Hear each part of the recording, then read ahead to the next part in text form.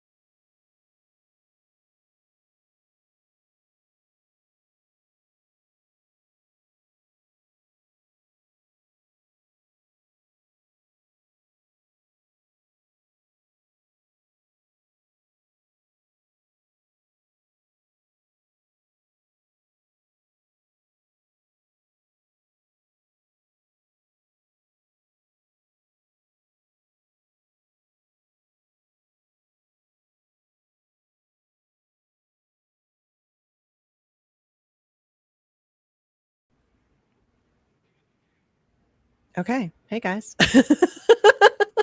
That was a very like just fall into an opening there. Yeah, so welcome to the 101st week of the Free Assange Vigil. Which is still fucking crazy to me, you guys. 101 weeks. That's nuts. Okay, so today, here's the numbers for today. 3,829 days of illegal and arbitrary detention for Julian Assange. 792 days since the WikiLeaks founder was trafficked from the Ecuadorian embassy after being sold to the US and the UK for a $4.2 billion loan from the IMF to Ecuador.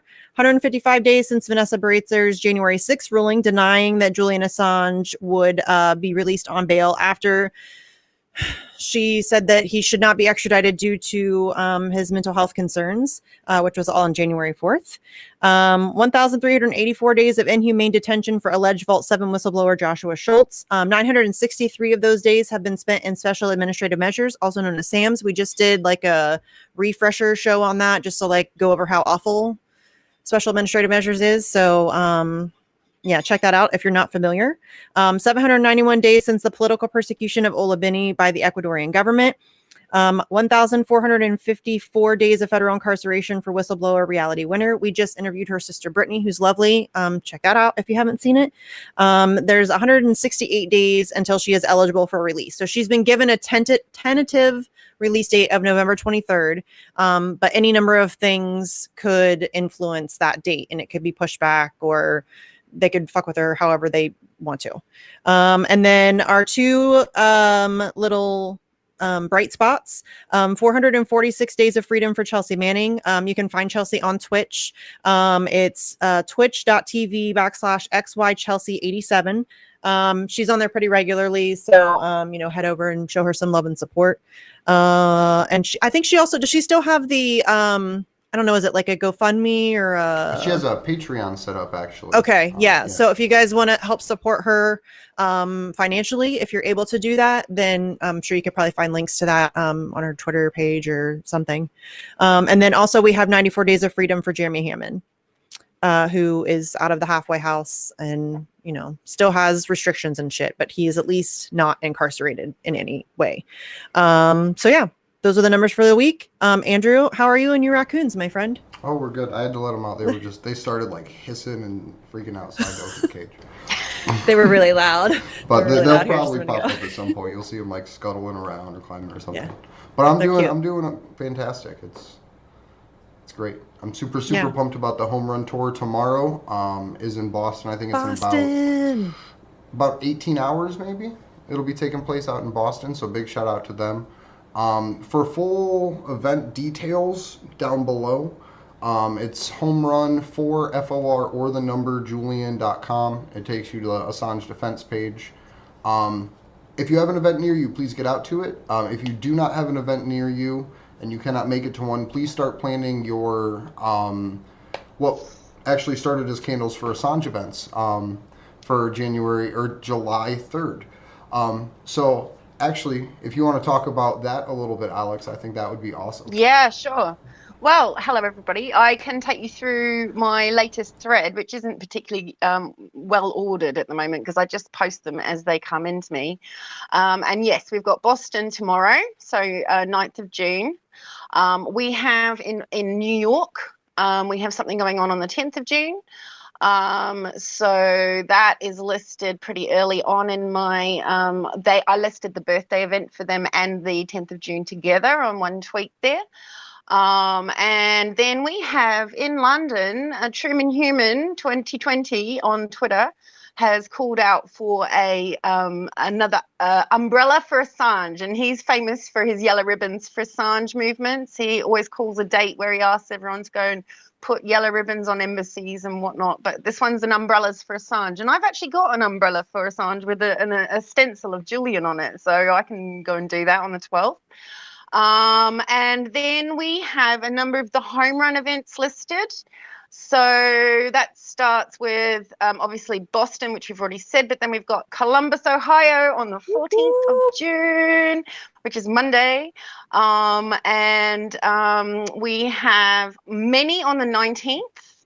So we have Melbourne on the 19th. They're doing a wonderful idea, and I think we could all take this on, which is part of the sort of home run for Julian team, but they're suggesting a freedom ride for Julian, which is really nice because it brings together the freedom movement and the Julian movement. But basically, they're going to take to the trams. They're starting from a station in central Melbourne. And they're taking to the trams with their signs, and they're just going to go around the city and then spend a lunch somewhere, giving information out, having some lunch, and then carrying on the trams all day. So that's a lovely action on the 19th of June. And that was in solidarity with Brisbane, who's doing the same thing on the 19th of June. And then what else have we got? We've got a few on the 19th, so I'll have to just go through my list and have a look. We have... Sorry, I'm having trouble scrolling my list here. Yeah. Okay. No, I think I've got all of them already listed for the 19th of June. So London on the 3rd of July, we have a big action at Belmarsh. 3 o'clock music, open mic, 4 o'clock speeches and messages, 5 p.m. cake, 5:30 they're going to walk to the gates and shout out for Julian. We know he's on the ground floor cell. We recently found out that he's feeding some birds outside his cell on the ground. So it's nice to know. And just a reminder, everybody, July 3rd is his birthday. Like that's the July date. 3rd. Sorry, I should have said that. Candles That's for okay. Assange actually came online originally for 2019, 3rd of July, for his birthday. And we had done an action the year before in New Zealand with candles on the Parliament lawn saying free Assange, and it went quite viral, and WikiLeaks Art tweeted it out, and a load of people. And so on the 19th of June, on the 3rd of June in 2019, Wellington called out to the world and asked them to host a free press protest for Julian's birthday. And we had 62 cities by the end of that process. So that was only about 2 or 3 weeks before his birthday that we called it out, and we just couldn't believe it. So from that point on, we started to sort of become a bit of a protest listing service for Julian, Candles for Assange, keeping the freedom of press flame burning, and so, yeah, we've just tried to uphold a kind of Twitter thread and Facebook group which constantly focuses on actual actions, whether they're online or on the street. And before lockdown, just saying, we had about, not us personally, but we were listing 55 cities who were holding regular actions just before lockdown. It was really, really bulking up, and particularly in Germany, the people at freeassange.eu who list a lot of European actions there really have done an amazing job in Germany particularly. So that's the history of Candles for Assange, I guess. So check us out on Facebook at our big group, or on Twitter, or my pin thread. There's always something going on. So as well as New York, we have Melbourne on the 3rd of July. At Flinders Street Station. We have Wellington, which is my one, on the 3rd of July. We're going to start at the Parliament, and we're going to march to the waterfront, and do cake and write letters for Julian and all sorts of stuff, put yellow ribbons up. We have...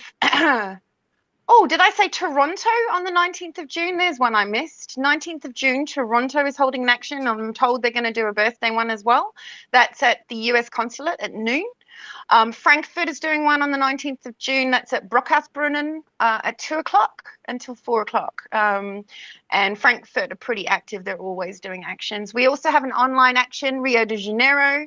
And there's times there on my thread for all around the world, so you can hopefully figure out what time to come in. I think for me it's about 6 in the morning, on the 4th of July actually.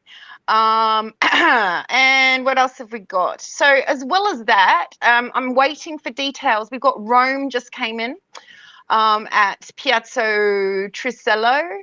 And I'll just list through the 21 cities, 14 countries that we've got doing birthday protests alone, and that is London, Hobart, Melbourne, New York, San Fran, Denver, Tulsa, Seattle, and you tell me DC, so that's 22 cities. We have Mexico in Mexico City, and we have Nice and Beauvoir, perhaps you say, in France. We have Toronto in Canada, and we have Vienna They're doing weekly protests anyway. We have Amsterdam saying they're going to join. We've just had the details for Rome, as I mentioned. We had a person saying there's going to be an Indian one, but we haven't found out what city, so it still says TBC. We've got Frankfurt, of course. We've got Brussels, who also do weekly protests there in Namur and Brussels. I think it's twice a month in Brussels. We've got Wellington and Auckland and the online one in Rio. So quite a lot of cities already involved, about 2 weeks to go. So please give me further details, those of you who've told me that you're doing one, so we can kind of muster some support. And if you need help with graphics or anything, I've got a bean graphic, and I've got a cool London bus one, which I stole from Anon's. And I've got... It's not stealing. It's not stealing. Yeah. It's seizing for redistribution. Yeah. I tried to ask permission, but I couldn't find it again. So I've just been stealing it because it's such a great image. It's sort of really it's nice. You can ride on the car and things and on the bus. So, and I've got one which came from Wise Up, which is sort of a stencil of Julian, wanted poster, free before 50, because we thought it would be a nice thing to say. Julian, free before 50 would be nice, wouldn't it? Yes. So I think that's it. So yeah, if we can help, and also of course I've got access to Unity 4J channel, as well as my own channel. So if anyone needs help with online and action, you guys are busy doing stuff, which often happens, I know. Please get in touch with us, because we've got the technology from New Zealand to also host an online protest for you if you need one. So, and I'm happy to be up in strange hours. So just let us know. I think Alex might be a robot. She does so much already, and now she's volunteering to take more on. She's like, yeah, it's fine. I can stay up late. It's cool. Don't worry about it. Well, I feel like if there's one protest in the year where I really have to step up is for Julian's birthday, because that's how we got known enough that I've got 4,200 followers now on Twitter, which is really excellent. And I think like for a small account, we had 1 million impressions during the April and March events that month. Was insane, and I've never had that. I don't know if you guys get that kind of impression, but I've never had that. So even when Kim.com and Susie were regularly tweeting out my stuff, I've never had that many. So yeah, it's kind of cool. Yeah, no, and I think what that just shows is what we've been saying is support is growing, because there for a while I was like, I think support is growing, but maybe I'm just like making myself think that because I want to. It makes me feel better. Like, I'm very cynical, so I immediately was like, no, it's not. You're just imagining that because it sucks. The algorithm silo is getting bigger. Let's just put it that way. We're definitely up against it. Yeah, and I think what is really obvious to me now is that the people that you're shielded from the most are the people locally to you, and it's a way of keeping us so thinly spread around the world. This is part of the reason why I think Candles is quite important, to show all the events that are going around the world on a certain day, to give that solidarity and feeling of other people feel like you. You might feel isolated. There was once a girl in Alice Springs, and she was just desperate to get some actions going, but she felt ridiculously isolated, and there's a lot of people feeling like that. So. Yes. No, there really is. You're absolutely right. So Ian, you do a lot of awesome organizing work out in Baltimore. So could you talk a little bit about the groups that you're involved in and what they do on the ground there? Sure. Well, first let me say it's awesome to hear the origin story of Candles for Assange. I always wondered how that name came about. And his birthday, that almost brings a tear to my eye, seriously. Yeah, I mean, here in Baltimore, I work with the People's Power Assembly. We do a lot of fantastic organizing work. Reverend Chambers is a founding member of the People's Power Assembly, and ever since lockdown hit, the instruction was everyone just stay home and hunker down. Well, meanwhile, the people in public housing have no food. Now they have no hot water. Oftentimes during the summer, the water goes out because the infrastructure is so bad here in Baltimore.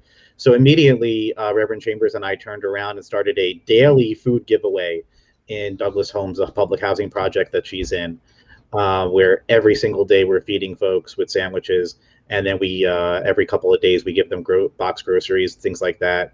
It's really refreshing to be doing something that actually helps people on a daily basis instead of the dealing with blatant narcissism on Twitter and stuff like that. Every once in a while, I'll jump back in and deal with the shit show that is Twitter. I can curse on your show, right? Yeah. Yeah, okay, there we go. Yeah.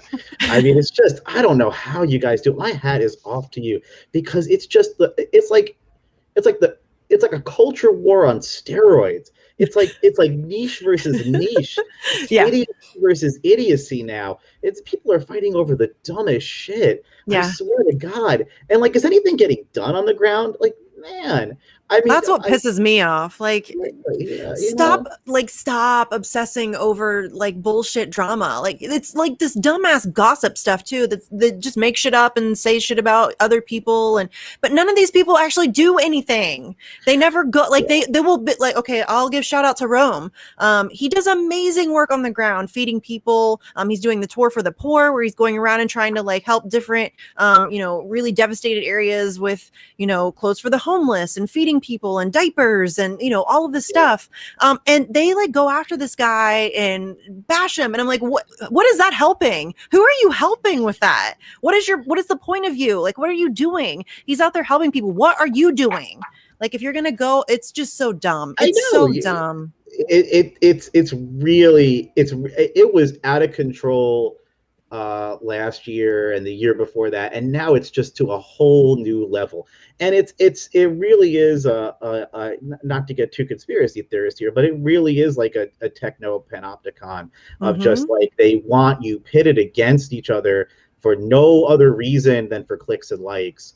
I mean, you get either exactly what you want to hear, or you get enemies shoved in your face about the stupidest little shit, and you go to feuds for no reason. You're standing over celebrity politicians that have zero interest in helping you and are constantly asking you for money. Well, meanwhile, they have a crap ton of more influence and literal political power than you do in your everyday little life.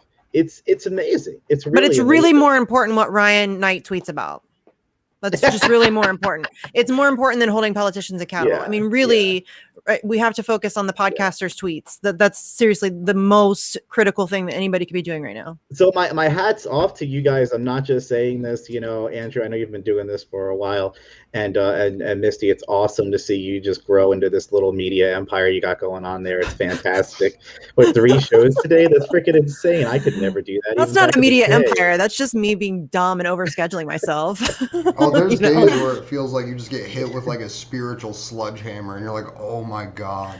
Seriously, that's no lie. There are days. A couple weeks ago, like, all of us are just like, I don't want to do this, but I feel like we have to do this. We had and then after that, I felt so fucking depressed. So I do have a question though for you, Ian. Following whatever the fuck anyone says happened January 6th, they built a wall around the White House, right? Like a literal wall with armed guards. They're doing military exercises on the Capitol lawns, like full-blown military escalation. And there's no groups on the ground protesting that wall. There's no chance of tear down this wall. There's no one encouraging troops to just go home. So I was wondering about your thoughts as like the overall U.S. anti-war movement, because Palestine really reignited it. But do you think there's any way that we could focus that energy on getting the military out of the Capitol? I haven't thought much about that. I will tell you that not me, people who are have way more time than me in the People's Power Assembly that are organizing protests around unemployment, have gotten calls from the Capital City Police, or the DC Police, or Capitol Police, whatever you want to call them, and basically like, are you going to a federal building? We're like, we're in Baltimore. What are you talking about? And but they are really ratcheting up the efforts to squelch these protests.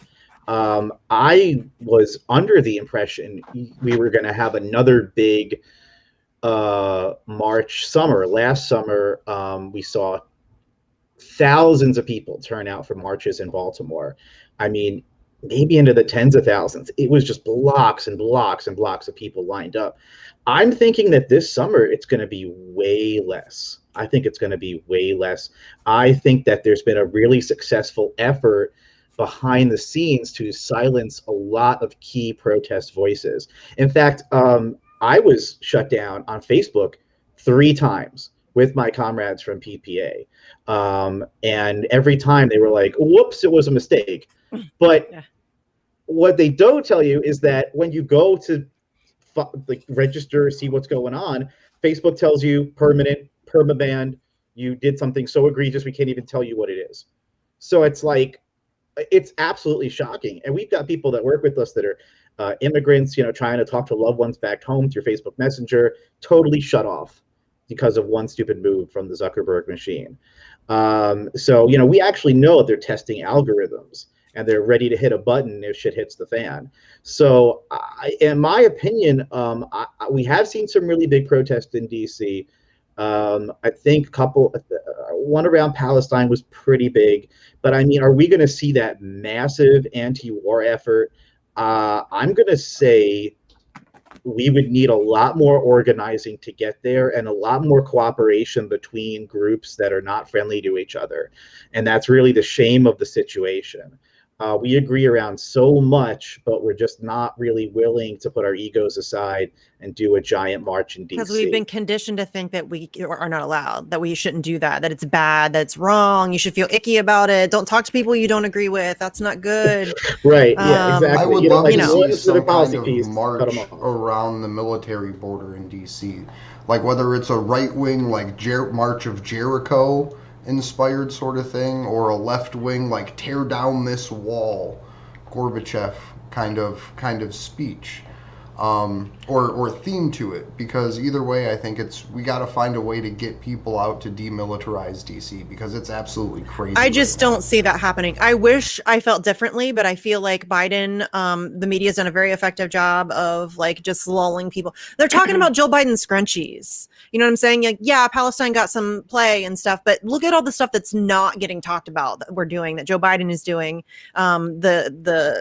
The things that he's continuing, the stuff that he's doing on immigration, the stuff that look at Kamala Harris just went and told people, nope, don't come here. We don't want you. After, you know, just a few months ago during the campaign saying that we should welcome all refugees, and, you know, y'all got played. You got played. But I think that the media has done an effective job of putting, not in like people who are following it, but that's not most people. Especially now, people are so like they can't even keep their heads above water. They can't. It's a deluge of information for a very specific reason, and I think everyone's being targeted in ways that are really difficult to appreciate and very, very nuanced. You know, like with the Kamala Harris thing, really strikes me as like a story you're supposed to get outraged about. Like it's a story. I even think that she knew that she was being told by Biden, like, you're going to go out there and set yourself on fire for this because we need something to distract everyone from it wasn't Biden, XYZ. But it's somebody. Yeah, Biden has no idea what's going on. Everyone always says that. I think Biden is the perfect neo. I mean, like, the dude was like in league with racists, like, you know, like the dude for is sure. that moderate. I legitimately think he's not all there right now. I don't think he understands the technology, but I think that some of the things he's doing are way worse than Trump. Oh, for sure. Look at some of it. I mean, look at the recent ruling around, you know, the defending of you can't go after a politician for a sexual assault. You know, I mean, like, that's something I've always said that. Biden has always been worse than Trump. People hate when I say that, but it's fucking true. So just deal with it. That's true. Biden is worse than Trump. Period. End of story. It's all one big party. And what's hilarious about it too is the idea that Trump was so anti-China, and what Trump is and what Biden is doing now has really ratcheted up the anti-China racket. I mean, it really, really has. It's absolutely incredible what's going on now. You can't invest in certain companies that are Chinese. You know, you're not releasing people who are. This is basically what I said was kind of going to happen, you know, back in the day. If you don't defend Julian, then you're going to get into a situation where the world powers of China, Russia, you know, and the US and India, and anyone else that wants to see themselves as a giant world power are going to start competing and making larger and larger power plays. And that means less freedom for all of us. I mean, because if the US can go to Britain and say, you're going to stop this guy and you're going to get him and you're going to put him in indefinite solitary confinement there, why are other large countries not going to make that same move? Why are they not going to make that same move? There's really no Do way you think around some it. of it's a knee-jerk reaction from the Hunter Biden laptop revelations that there was China backing Biden, just in the same way that happened with Trump with Russia? You know, oh, I've got to prove that I'm not a Russian spy, so I'm going to have I'm to sure there's some pull of these that. sanctions on, It's like on Russia. Yeah, it's dueling narratives. And I think that, whoever is put on the spot is like trying to carefully negotiate how they can like wiggle their way. It's all corruption and bullshit. And none of it is, it's WWE. It's like professional wrestling. It's a soap opera with psychopaths. That's exactly right. It's a soap opera starring psychopaths. Like that's all it is. It's all orchestrated. It's all manufactured. It's all very scripted. Everything we see anyway, all the public stuff, all the speeches, all of that stuff is all very carefully orchestrated by aides and lobbyists and consultants and all of that stuff. And it's just this like well-oiled machine of corruption and inauthenticity and just evil. Like it's, like every time I go to DC, it's heavy. It feels heavy there. There's a lot of just really shitty people in a tiny area. Real talk. Sorry. I'm sorry, not sorry. Because, these people are crazy and we elevate them to positions of power, which is always really weird to me, but here we are. Good times, lots of fun. It's a giant game, and we are the pawns. I mean, there's really no way around it other than that. I really want to start focusing on more optimistic things, because I think that if you see the incredible power of technology, you could see that it could be used for good as much as it could be used to control people. I mean, and what I try to always go back to, especially with my comrades, is that, we have the ability and power to feed every person on the planet, to clothe every person. We have the ability and resources to do all of this amazing stuff, and we spend all of our time and resources, on the Twitterverse, on the Facebook world. I mean, even how we interact with our own relatives now is dictated through Facebook algorithms. It's incredibly sad. It's unbelievable.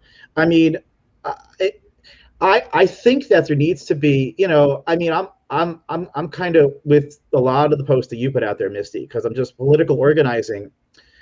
I mean, there's difference between on the ground organizing and actually helping people and connecting how politics actually connects to their everyday life. Like unemployment, for example. I keep coming back to this. Like recently, there was a glitch in the system, in the unemployment system here in Maryland, where all of a sudden people had to reapply.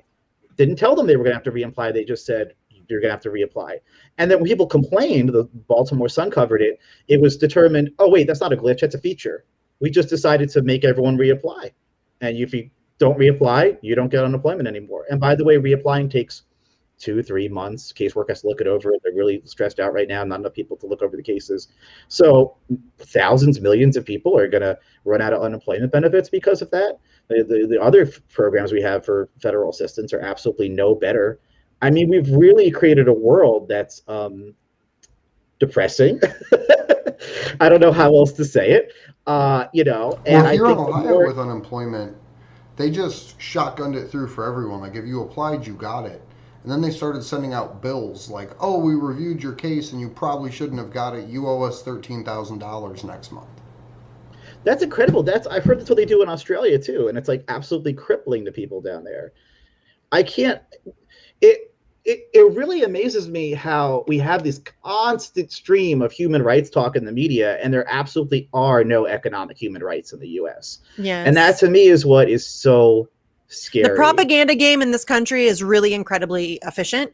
They're very good at what they do. This is what depresses me. I just bitched about this earlier on the live stream with Jesse Jett, but it really pisses me off. People around the globe, but I'll speak specifically to the United States because that's where I live, have allowed themselves to be beaten down to a point where this is like acceptable. Like, this is just the best that we can do, and this is all that we deserve. Fuck that. Y'all, you deserve to be able to go to see a doctor when you're sick. You deserve to have a job that treats you well and that pays you enough money. You deserve to have the ability to house yourself. You deserve to have all of those things. No, Jeff Bezos isn't like a gazillion times more deserving of you than being able to house himself. That's not how it works. He's a douche canoe who's exploited people to make billions and billions of dollars while you suffer. That's not a sustainable system. Like, we need to reevaluate, and you do deserve more than that. We all do, all of us. Yeah. it's so obviously not sustainable by the fact that he's now going to space. Well, I mean, I wish he would stay. Stay, homie. Just stay. Just stay. It's nice there. What is the economic need for that? How is that going to raise shareholder prices of Amazon? I don't know, but if seriously, if we could fund getting rid of him, I'm okay. All right, maybe. Well, they'll just do like satellite drone delivery, right? So they'll have their satellites in space that just manufacture and shoot your product directly into your house. Through your chimney. The first member of Elysium. You ever see that movie? They're like in a halo in space. I'm really terrible. I don't watch a lot of movies, and I'm really terrible at remembering the ones I do. Just live on a giant ring and hate in space, and everyone else gets to suffer on the planet that's dying. So that's the sum up. I kind of ruined it for you. Sounds like a great movie. Hi, Pasta. Hey, what did I miss? What's going on over here? I don't know. Ian with a side of Schlockman. Hey, Pasta. My table yet? I'm looking for it. Can you hear me? Yeah. Yes. Yep. Beautiful. Hi, guys. You do sound a little weird, though. You sound a little, it might not be picking up the mic in front of you. Check I don't think it's picking up the mic in front of you. Hit the little arrow above the microphone at the bottom. Yeah. It might be a Jitsi thing. Yeah, it definitely sounded like that wasn't the mic in front of him for sure. But so Misty, this is pretty cool. There's a group out in Columbus called Mid-Ohio Workers. And they are do you know about them? I've heard of them. Yes, I've they're probably basically a group them on that Twitter. helps people secure the ability to pay rent, the ability to keep utilities on, the ability to eat, stuff like that. And they're actually going to be, I'm going to do like a interview with them on Sunday, like just like a personal, like one-on-one, like get to know their people and stuff. But they're actually going to come out to our event and help basically just raise awareness. And then it'll help us, or it'll help them, because they get to come and collect people that actually can get involved in the Columbus area. We need to go paper Columbus, by the way. Testing 1, 2, 3. There you are. That's so much better. Now I can hear you. Hi, everybody. What's up, Ian? Hey. How's it going? It's going great. I was just on Frank Analysis talking about what I witnessed in Georgia, and I couldn't wait to get over to you guys. Yeah. When you told me today, Andrew, that Ian was going to be on the show, I got so excited and I was quiet, and you were like, you want to jump on in? I'm like, yes. I love Ian. Who doesn't love Ian? Coming in. I do love Ian. Pasta's going to be on. This is going to be great. Oh, little bromance. I love this. Oh, man. So cute. I love when my friends like each other. It's always nice. Well, Ian's an amazing guy.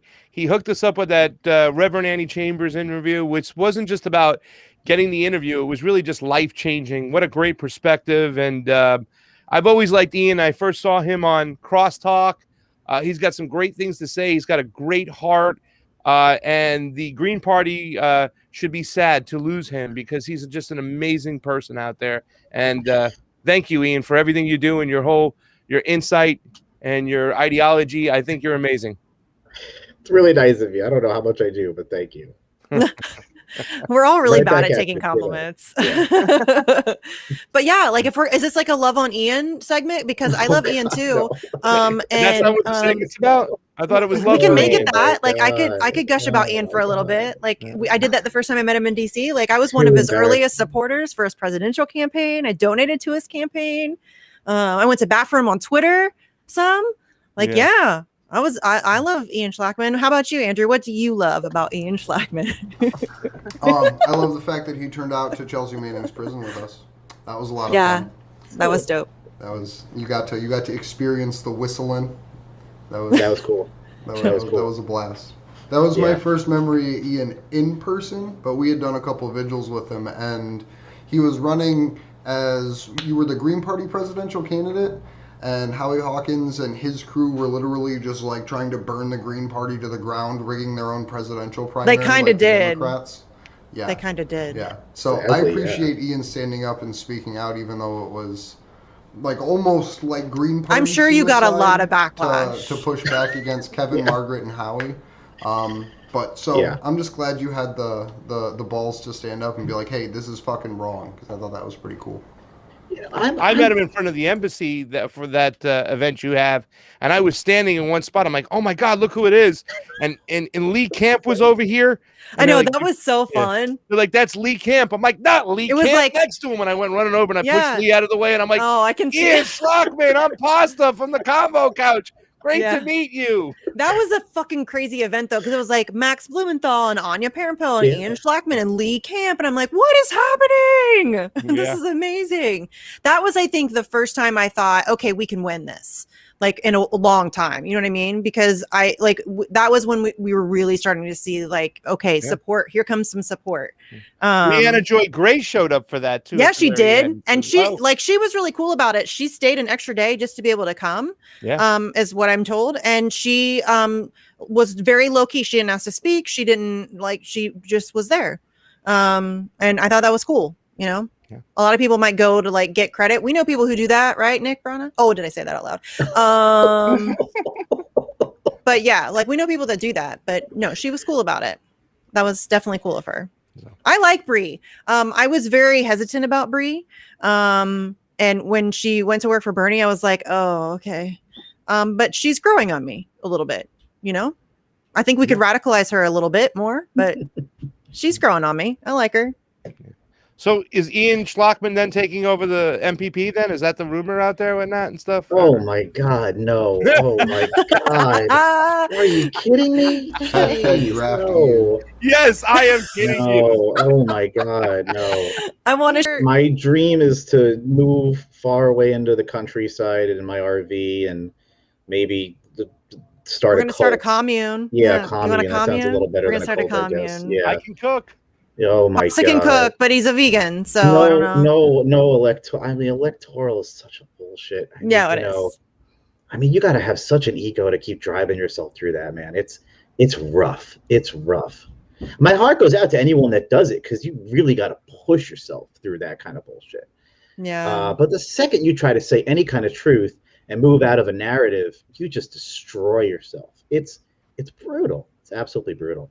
Yeah, dude, they will come for you with everything they got. And that's what for everyone else on this show. So kudos to you guys for keeping it out there and doing this because it's rough. It's rough.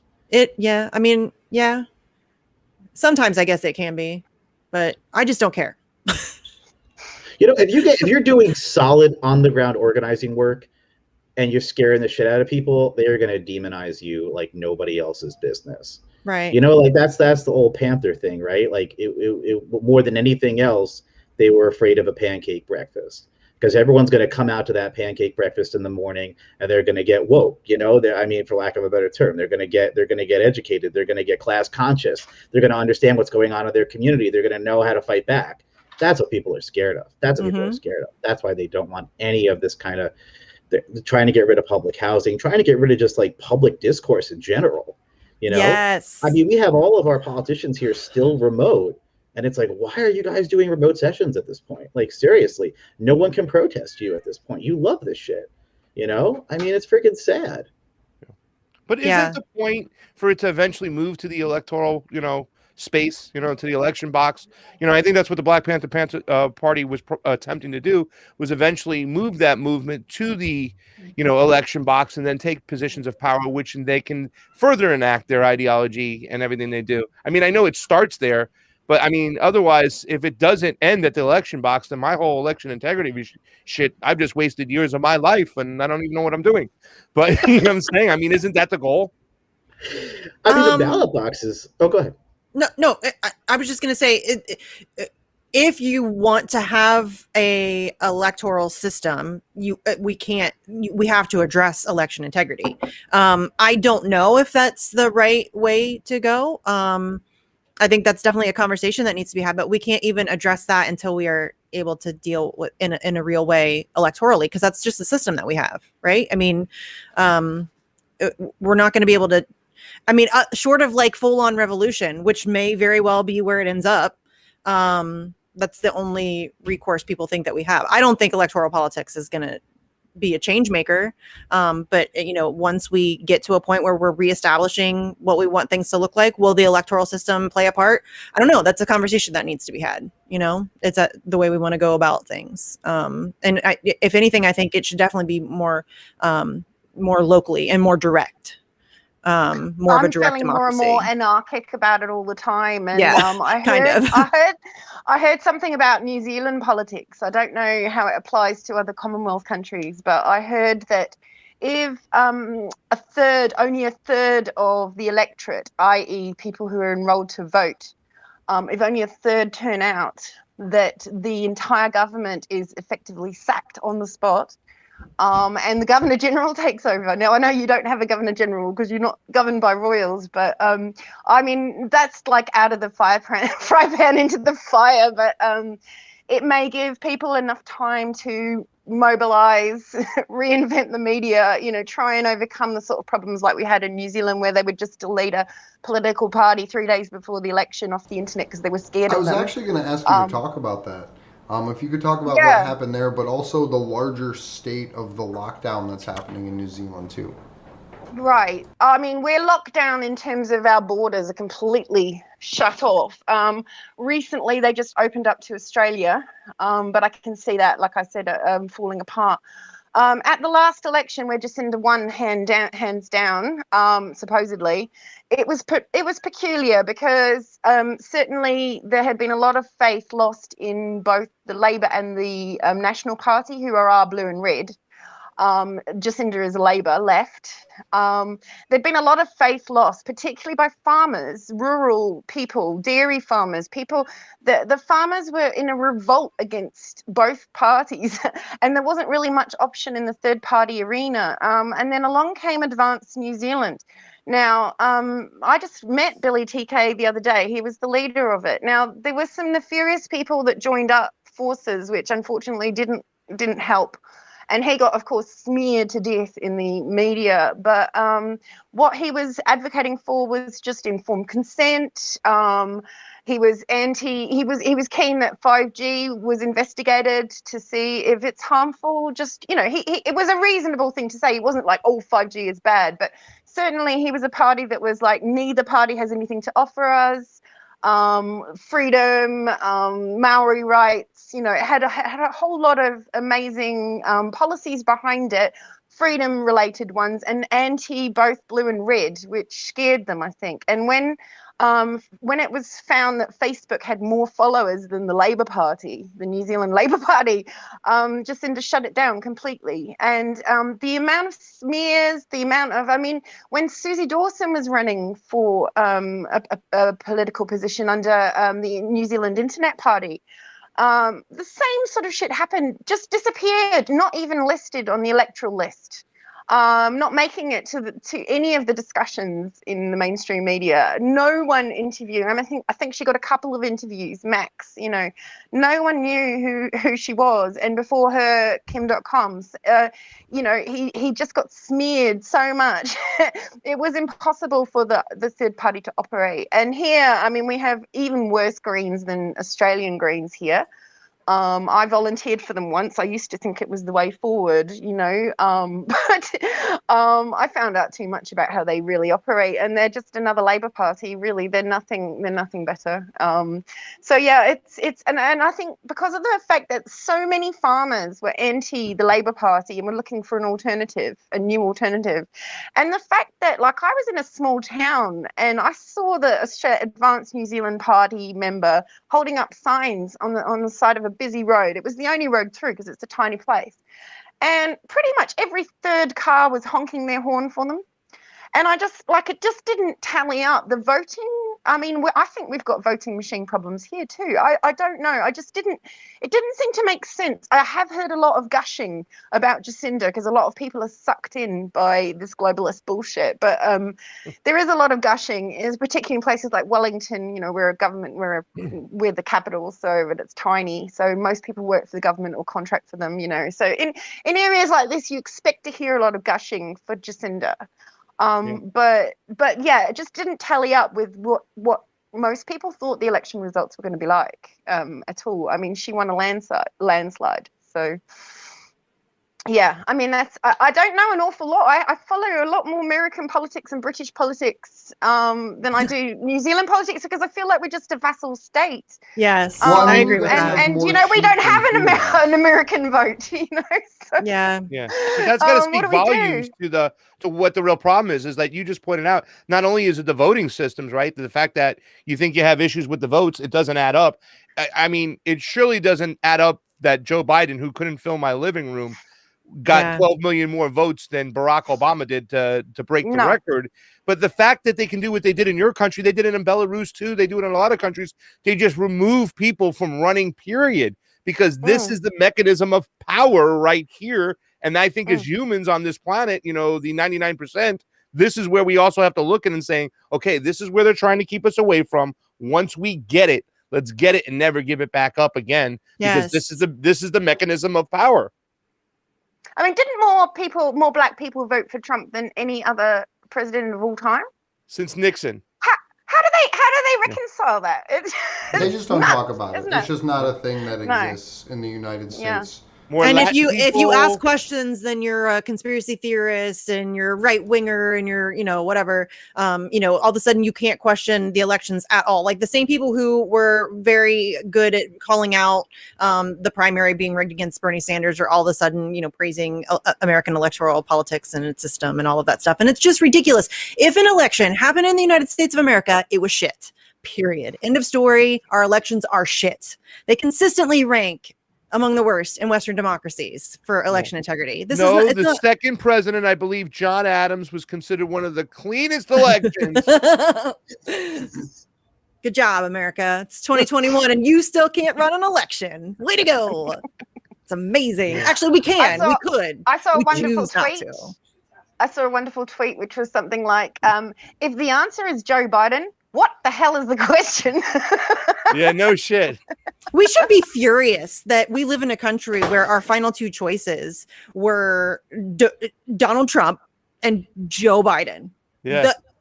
We should be in the streets furious. There should be outrage that's the situation. Weren't the real two choices. That's why. I know. No, I know. But we should be outraged by the fact that that's what we're left with. But we're not. We're not. No, but that's I mean, sad. A part of the electoral process too was like looking up the guys like Ian, wanting to throw their hat in the ring and make a change and wanting to run for a position. So it always solidified to me that at the end of the day, we take to the streets, we force our politicians who are in office right now to make the changes we want. Otherwise, we'll continue to show up their house or continue to get in the streets. But eventually, we have to grab that mechanism ourselves to take over and to make things right, to really set things right.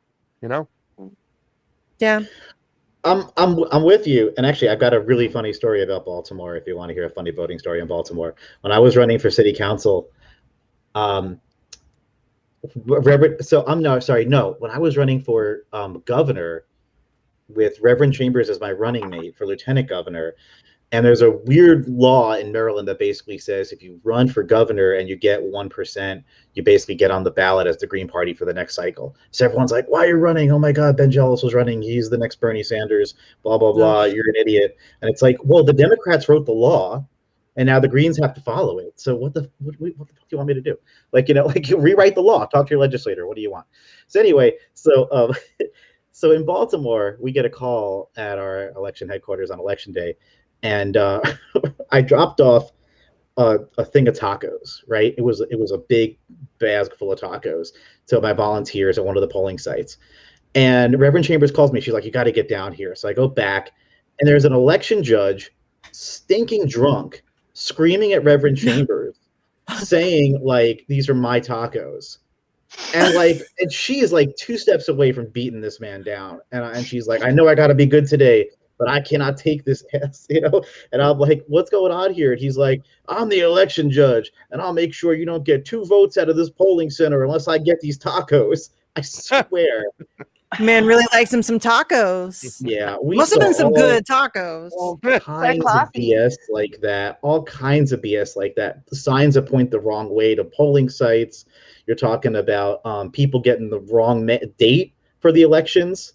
Wrong location happens here a lot in Ohio. Get wrong locations, their voting locations, or we like to just take people off the rolls a lot too. I think we did like over 500,000 people in 2020. We're just taking off the voting rolls, just So the one thing I do agree with the Greens on to this day is that the voting rule, the party rules are absolute bullshit. I mean, I no longer think there should be political parties, but I mean, when you have such ridiculous political party rules, I mean, what faith do you really have? You're going to have two corporate-owned choices at the end of the day. Maybe they'll be exciting. Maybe they'll be dull as dirt. Who gives a shit? I mean, I don't know what to say about it.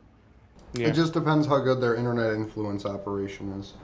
But for me, when I ran for city, yeah, it's true. But for me, when I ran for city council, something that always really disturbed me was the fact that city governments have to be in the black. They cannot function in the red. They can't deficit spend. State governments have to be in the exact same way. And some of them actually have rules that say that you can't end your budget cycle without being positive.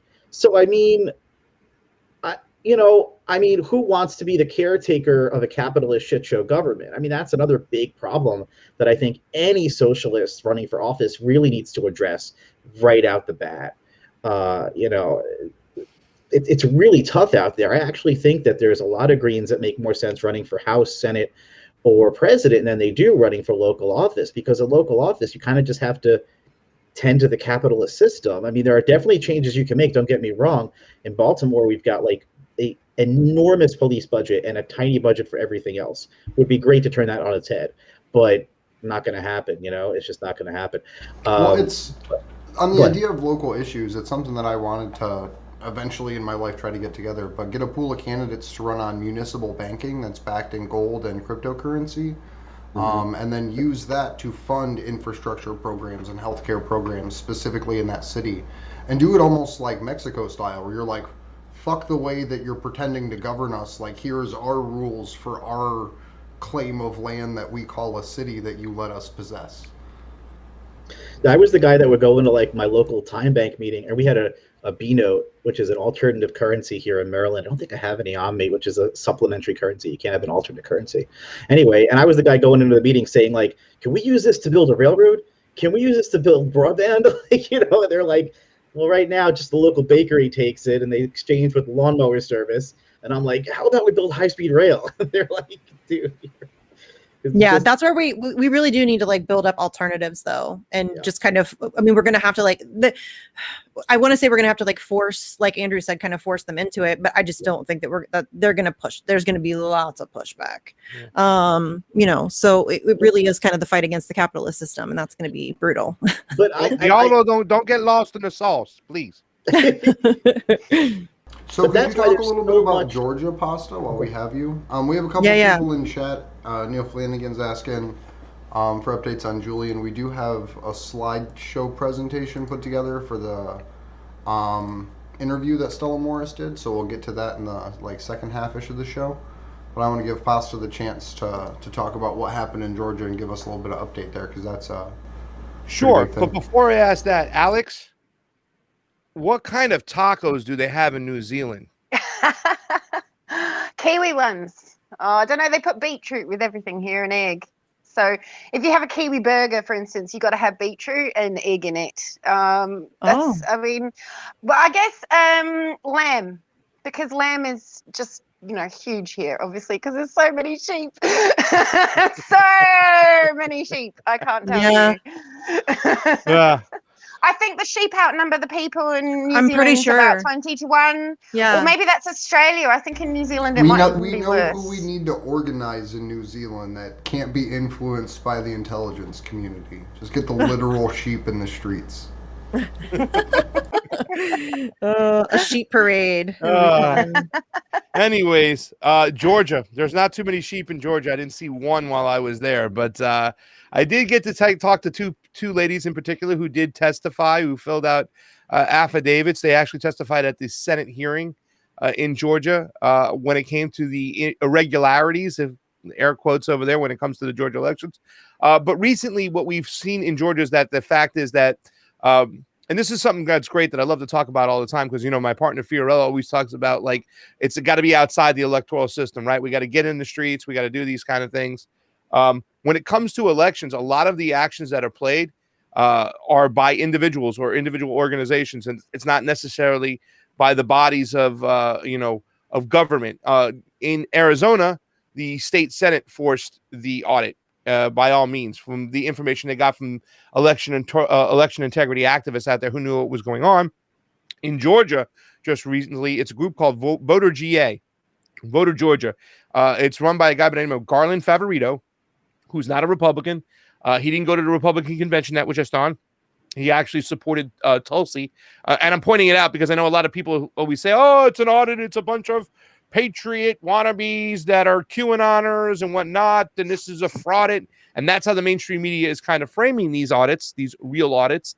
And in Georgia, the gentleman, his name is Garland Favorito, him and his group, which are all volunteers. So it's people who have skin in the game, who really care about these audits, were able to have enough FOIA requests to get information out, to get it in front of a judge, and get a judge to have them, number one, look at the ballots. They're going to be able to go see the actual physical ballots. There's about 150,000 of them in Fulton County. Got them ballot images. They were given at a lower resolution, 200 DPI, dots per inch. They're now going to get them at 600 DPI, and they're going to be able to analyze some of these ballots, because the issue in Georgia, from when we talked to these two ladies, they're two of the six that have signed the affidavits on this particular situation when it comes to Fulton County. One in particular, her name was Bridget Thorne, and she actually worked as a tech poll worker, which she was working alongside Dominion for early voting in the Fulton County warehouse. Well, what we learned, what I learned too as well, and I know a lot about elections. I consider myself to know a lot about elections, but every single time I talk to people in different states, I learn new things. They have something called test ballots over there, and they actually print them from the warehouse. Now, in most cases, your absentee ballots or your regular ballots are printed from a contractor. Fulton County gets them from Runbeck, which is the company in Maricopa County. They actually get their ballots from Arizona, which is something everybody needs to start asking. Like, why are we getting our ballots in LA? We get them from a company called K&H, and they're in Washington. When we're in LA and we got plenty of printers, you can throw a rock outside and hit a printer. Well, why are we getting our ballots from them? But anyways, in the situation when it came to Fulton County, they're able to print test ballots. Now, the test ballots are supposed to be different color paper. They're not supposed to look like a regular ballot. But in this particular case, they were almost using identical paper, is what Bridget Thorne testified to. And another thing about these ballots, these test ballots, is that the tabulation machine can also read and count these ballots. So now we know that ballots were made. There was no chain of custody on how many were printed. They were done with no oversight. They weren't done. They weren't shredded in public, whatnot. And we have a bunch of extra loose ballots. The other person who testified, her name was Susan Voyle. She testified that what she saw at the recount, she saw batches of ballots that looked like they were computer printed. In other words, the absentee ballot that you would fill out a pen mark, it looked like a computer print in that ballot. And also there were no folds. But in a recount, you can't authenticate a ballot. Your job is just to recount the ballots that are given to you. So even though she witnessed these ballots and batches of them and whatnot, they still were able to count these ballots. And it seems like some of these ballots could be perhaps test ballots that they marked and put into the machine. She also testified that the day of her, and then this is a woman who's been working for 20 years, Susan, as a lead poll worker in her poll spot in her town for many years. She did explain to me that she is a conservative. I pushed her on. I said, "Are you a conservative? Make sure, I just want to get that out in the open." However, she seemed very nonpartisan when it came to doing her job as a poll worker. And that's what it's got to be, nonpartisan. You just want to make sure there's one person, one vote. It's done as fair as possible. It's transparent as possible. Well, on election day, she had a problem where her poll booklets, they had the wrong IP address, and they had a different address from a different polling place, and vice versa. So she called up her manager of her poll worker manager, and they connected her with a Dominion worker in Colorado.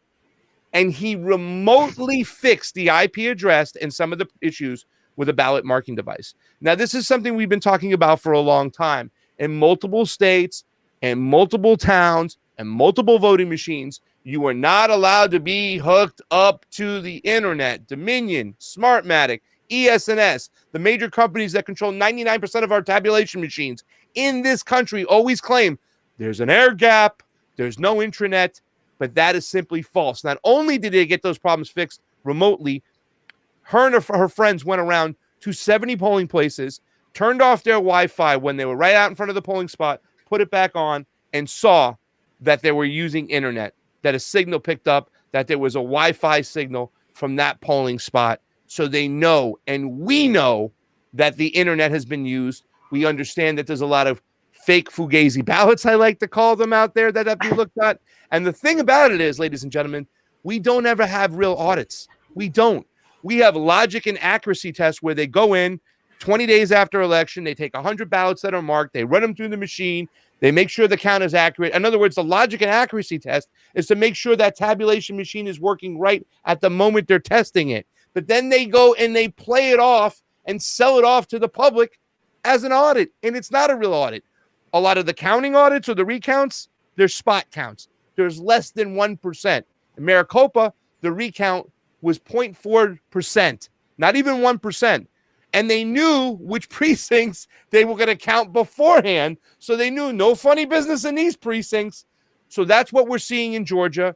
They're going to be able to go down to the warehouse. The only difference between this audit and the Arizona State audit is that Arizona State Senate got possession of everything. The machines, the computers, the ballots, and they took them into the Memorial Coliseum in Phoenix and started their whole recount process by themselves. In Georgia, the judge is not allowing them to give over all the stuff. They have to go down to the warehouse. They can't touch this stuff, but they can look at it and they can run them through screens and they can take a look and try to authenticate these ballots, try to locate these ballots where they might have been fake. You know what I'm saying? Even Bridget Thorne also testified that her and another precinct never got their emergency ballots. They were supposed to get 500 emergency ballots. The other precinct was supposed to get 400 emergency ballots.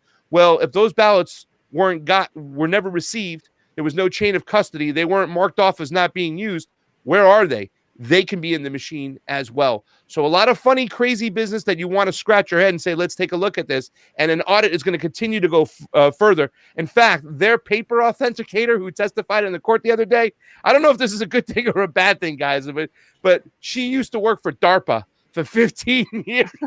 You know what I'm saying? Totally normal. It's fine. This is a fine system we've got here, you guys. It's great. Everything's great. Hey, listen, there could be people in these 3-letter agencies that say, I don't like what's going on. They leave it. They go into the private sector. She seemed very genuine that she can authenticate the ballot images at 600 DPI instead of 200 DPI, because that's what they did. They gave them the ballot images at 200 DPI, which is 200 dots per inch. Now the judges say you have to get them at 600 DPI because of that testimony from that ex-DARPA employee who's going to authenticate those ballots and be one of the people looking at those ballots. But this can point to a lot of areas where our elections are messed up. And my hope, and even the people in Maricopa County, I'm talking about the Republicans in the state legislation. Mark Fincham, state representative who I interviewed, he even said, Karen Fann, head of the Senate, this isn't about going back and changing out Donald Trump for Joe Biden. This is about seeing what areas are really messed up, fixing them for the future, and making sure that our elections are working sound moving forward. And I think it's a great thing. And hopefully in Georgia, we'll get that as well, because we still haven't got it yet. Yeah, I'm always optimistic, but until we start looking at those ballots, you know what I'm saying, we'll never know. And also the final thing is that could they have gone back and covered their asses? You know what I'm saying? That's the question. It's been so long since the November election. Could they have gone back and covered their tracks? That's another question that has to come into play. We don't know, but these audits should be a normalcy when it comes. Is that a word? It should be a normality. Ian, help me out. Is that a word? They should be normal? It should be normalized for sure. Normalized. Yeah. Thank you, Mindy. Mindy You're Moneybags. They should be normalized for all our elections. The Democratic said in the courtroom in 2016 that they can go into the back room filled with cigar smoke and pick whoever they want. Well, from now on, show us your homework. Yes. Show us your homework. It's really frustrating to me, and I kind of sound a bit like a broken record today, so I'm sorry if you've been watching me all day today, because I think I've ranted about this on all the shows I've done today. But the American public has just accepted this bullshit system like where, you know, we have this secret proprietary software that you can't really even look inside the machines. You can't do audits. It's the United States of America in the year 2021. We can figure out how to run an election fairly. Like we're fully capable of doing that. It is a choice not to. Yeah. And I don't know why people just accept this. This is not an acceptable system. You deserve better than that. You deserve to have your vote. If you want to have an electoral system and you want to, like, you really want democracy and for your vote to count, then you should be fighting against this bullshit. It's bullshit. Like the system is crazy and it's blatantly ridiculous. Blatantly is right. How do you end up with decimal places? I mean, how do you reconcile getting decimal places in counts as well? I mean, isn't there one ballot, one number? Yeah. What, I mean, what's with that? Well, like, the thing about it is they, you know, at first, right now, people are speaking that language properly. That is not a glitch. That is not a bug. That's a feature in these machines, okay? These machines, what they did was when it came to Dominion or ES&S, they would have this software that would also do votes for, like, housing associations, right? So say in Boca Raton, where my mom lives, she's got a 2-bedroom condo. The lady down the hall's got a 4-bedroom condo. The other woman has a 1-bedroom condo. That decimal, that fractional voting would be factored into how they vote. So they have that same feature in place. But the problem is that, once again, that software is proprietary, which Missy just talked about. So we can't even look at it. But yes, people have figured out along the way, individual groups. That comes from Bev Harris and Beanie Smith, who is one of the actual programmers. He writes code. He's out of Memphis, Tennessee, has named that and dubbed that fraction magic. And that's the problem. We don't own the software. It's called black box voting. We can't even see inside, so we can't even see them using this feature and this mechanism of fractional voting. And another thing I want to point out real quick too as well, and when Misty was just going off over there, okay, Fiorella is in Peru, right? You know what the average time it was to vote in Peru when you go in person? 5 minutes. We got lines over here in America. 4 hours, 5 minutes, 5 hours, 6 hours, 7 hours. Some people. That's on purpose. That is in the United States, so they can move people into the system of absentee ballots where they can cheat more. Yeah. But this, I always like to bring up that's in the United States. And I don't mean that because I think America is exceptional. I'm saying that we pretend to be exceptional. And, you know, we put on this air that we're like this bastion of democracy and we're, you know, fireworks and eagles and, you know, we're all the good stuff in the world, right? We can't even carry out an election. You can't even fucking do that right. It's like your whole thing. It's like your whole thing, homies, and you can't even get that right. And so, I mean, yeah, it doesn't make any sense to me why people accept this system. It's complete garbage. It doesn't work. There's no reason why in the United States somebody should be waiting in line 7 hours to vote. We've been doing this for a while. I think we can figure out, and you're right, Pasta, it's 100% intentional. It's the closing of polling locations, usually in poor minority communities, and they make it harder to vote, and they want IDs, and they want all this stuff. There's all these restrictions. It's fucking voting. Everybody should get to vote. If you live here, you vote. Period. You know, walk in, vote. Well, that's another thing too, as well. But then they'll take those talking points you just talked about, and they'll really twist things, right? You know what I'm saying? Like about the whole ID thing. Like with these new laws, they're like, oh my God, they're requiring more IDs. 90% of these new laws that they're putting into play are for absentee ballots, and for absentee ballots, you need some form of identification for absentee ballots. I'm so sorry. There's a reason why a lot of mail-in ballots have been mail-in voting has been just removing. You know what I'm saying? Was been stricken from the records. And in these other countries, do they have mail-in ballots in New Zealand, or do you have to get up off your ass and go vote? Oh, for the military, for overseas people. But what's really interesting about here is, I mean, I wasn't even a New Zealand citizen. I'm Australian and English, from London. And I married a Kiwi. But obviously it takes a few years to naturalize and get your New Zealand citizenship. So I've now got 3 passports. But what's really interesting is you only have to be a resident to vote. And I mean, I don't know what happens in prisons here, whether they get a right to vote or not. They're certainly being denied visits if they don't get the vaccine here. So I don't know what's happening. They don't seem to have an awful lot of rights. But when it comes to just anyone who comes and lives here, they instantly get a vote from day one, which is really strange. And but I mean, it is a paper system. So you do wonder how, but it's the counting of the paper, and that's obviously all becomes a digitized thing, and it ends up on flashy graphics on TVNZ or whatever. Yeah, whether or not there is genuine, I mean, you can find the numbers for each area, for each vote. You can certainly look them up, but whether something happens in between the paper and that number, well, who knows? No election system is ever going to be perfect. It's all going to be flawed. That's just the nature of the beast. You know, anything involving human beings in any way will be flawed.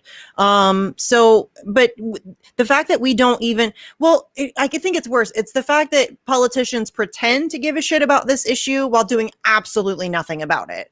Yeah. And in fact, helping to perpetuate the problem. They vote against and for things that are, you know, detrimental to, I mean, look at what they're doing right now with, was it HR1 or whatever, where it's like makes it more difficult for third parties to get on the ballot and to fund, like there's always these like sneaky little ways that they toss into bills and stuff to make voting more difficult. And like Bernie Sanders recently is all over Twitter talking about how Republicans are voter suppression. Shut the fuck up, dude. Seriously, I'm so sick of his shit. You were cheated twice, and not just you, but your supporters were cheated twice, and you didn't have a goddamn word to say about it, and you still don't. That was done by your party, and until you want to start talking about that, I don't want to hear a goddamn word from him about voter. Well, same for the Republican Party back in 2016, when they could have said, you know, they could have called out Hillary a little bit more, couldn't they, on what was going on that WikiLeaks proved? I mean, none of them actually give a shit. They all use it to their personal benefit when it suits their party and when it suits them.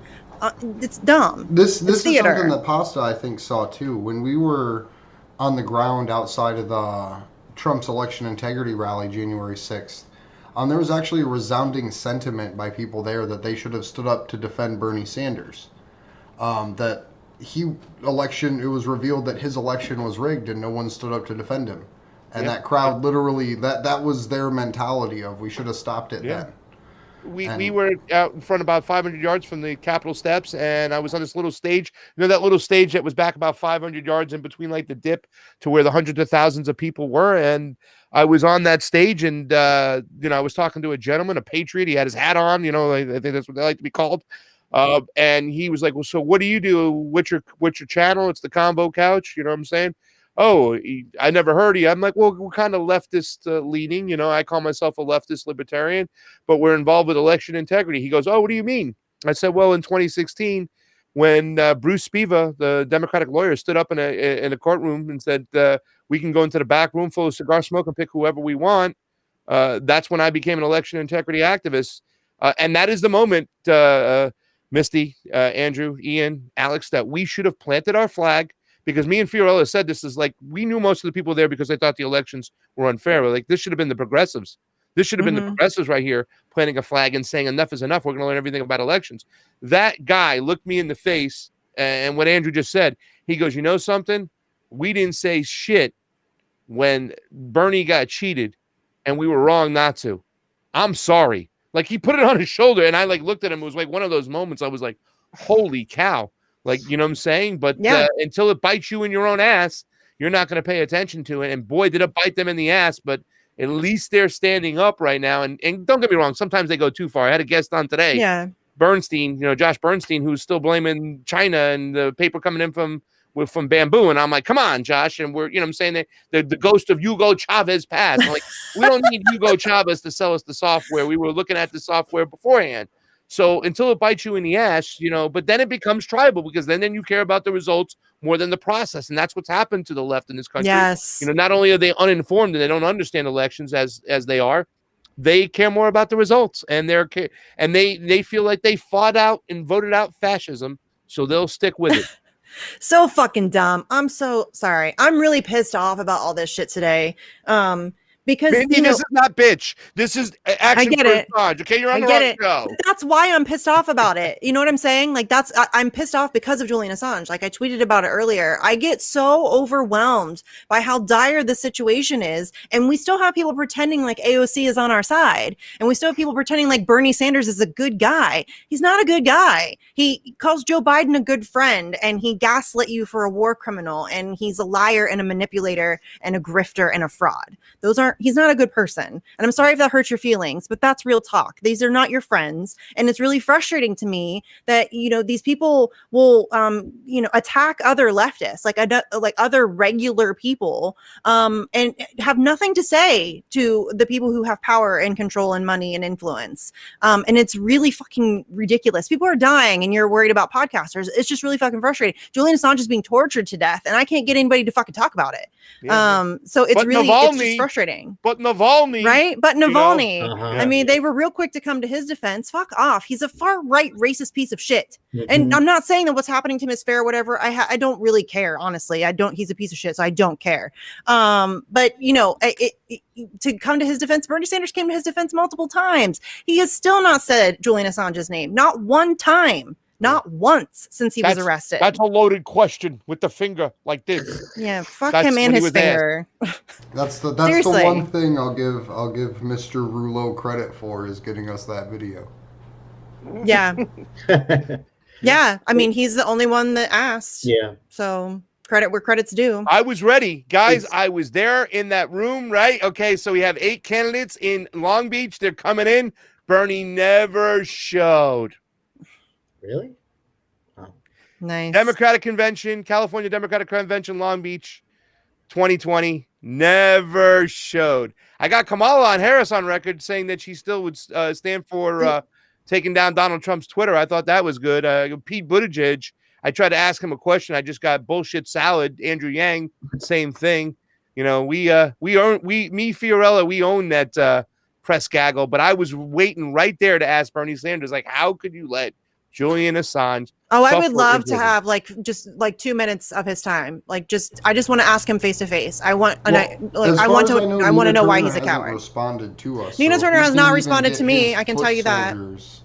No, she won't either. And I know that. Hey, everybody on Twitter, I'm fully fucking aware that Nina Turner is probably not going to come to our event and that she's probably not ever going to say anything to help Julian Assange. I know that. That's not the point. I'm still going to ask repeatedly and often and loudly, and I'm going to get more loud as the event grows nearer, and I'm going to call her out. And that's what we should all be doing.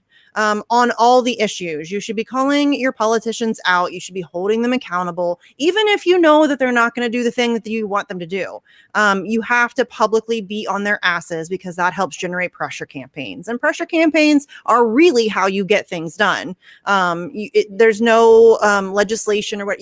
First, you need pressure, immense public pressure. We've been saying that for a long ass time to get Julian Assange out of prison and to save whatever tiny shreds of a First Amendment we have left. It is going to take immense public pressure, monumental. And that's why I get frustrated, because I can't get anybody to give a shit. And it's amazing that the progressives really have no end game, because they're going to say, oh, well, let her get in office first. Let her get in office first.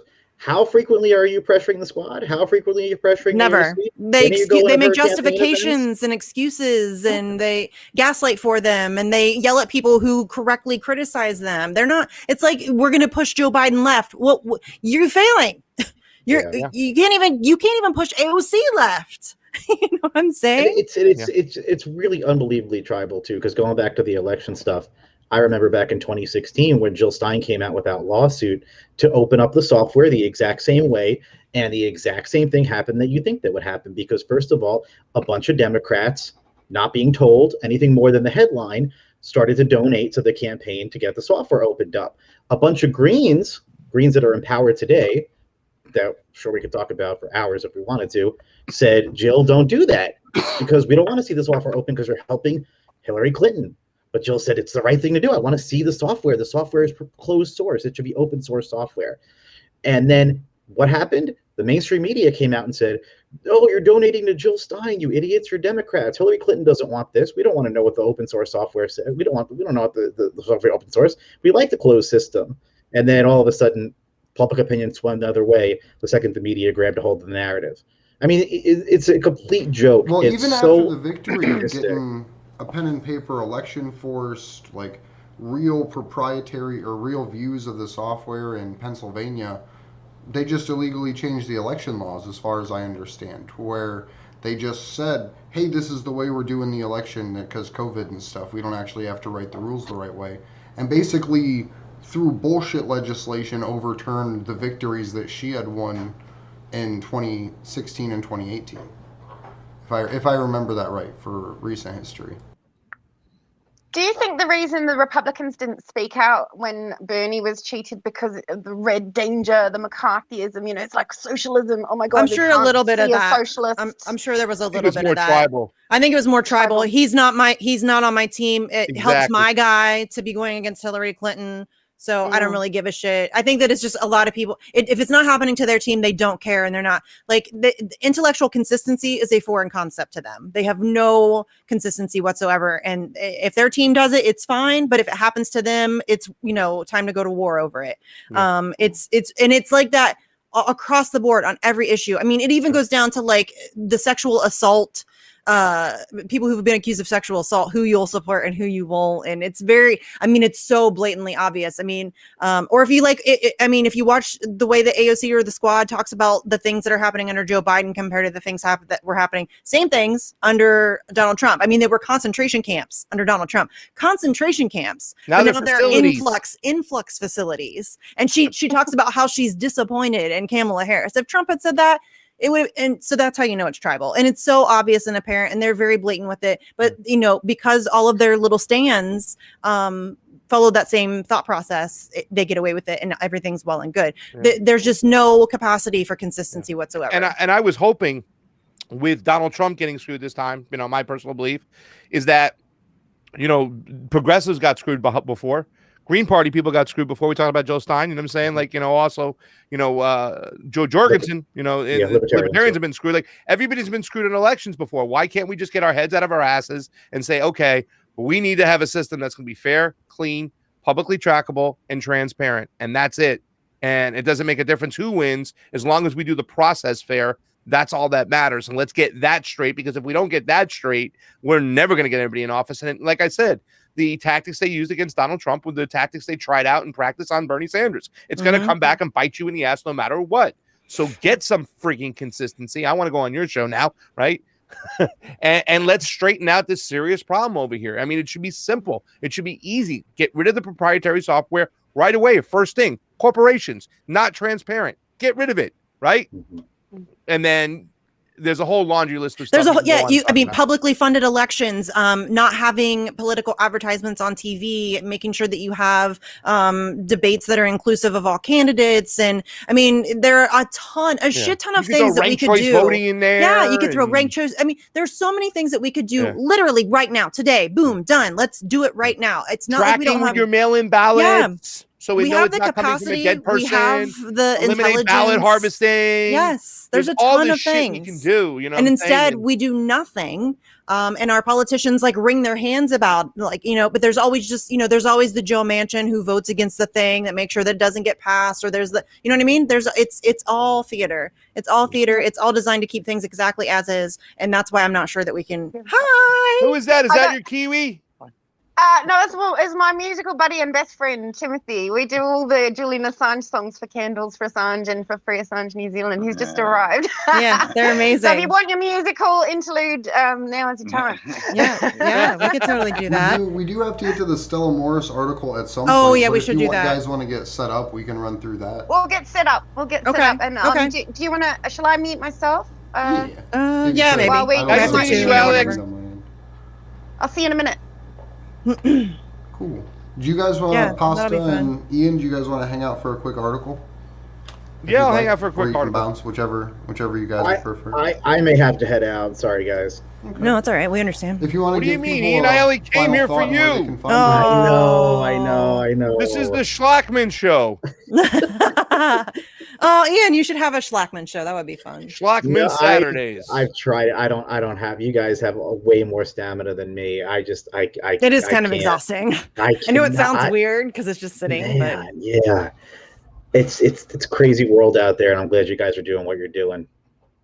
It's just a lot. It's heavy. It's heavy stuff. So that's Thank you for joining us, buddy. But hey, Yeah. I really I'm want to coming see back you guys. out to DC soon, buddy. And I need to see have you on Facts on the Ground soon. Yeah, you got to come on the Convo Couch too, as well, brother. We love you. Whenever you guys want, I'll be ready for you. Don't worry about that. I'll hopefully be out in Ohio real soon. July 3rd date sounds awesome. If we're gonna make that happen, let's do it. Yeah, let's do it. Told my wife we need a road trip. Seriously, I'm in. Let's do it, Andrew. All July right. 3rd. Where are you going July 3rd? Ohio. Andrew and I were debating on doing DC or Ohio, but I'm down for Ohio. I think that would be. I would like to start building Ohio. Now that we've got IO. Now that we've got DC, like we have a DC crew, and they're starting to build themselves up. I feel like, we could try to build up Ohio some now. I'm down. I would love that. Being able to do a lot of local stuff would be fun. Cool. All right, y'all. Take care. Thank Love you. Later, Ian. All right, let's do some Stella Morris, fams. Yeah, let me throw the screen share up and then drag the article on. I'm hot, you guys. There's a fan over there, but it's not. I wasn't going to say anything because someone will make a video about it. But... Fuck them. So, do you want to start reading, Misty? Yeah, but it's weird on my screen. Oh, here we go. Okay.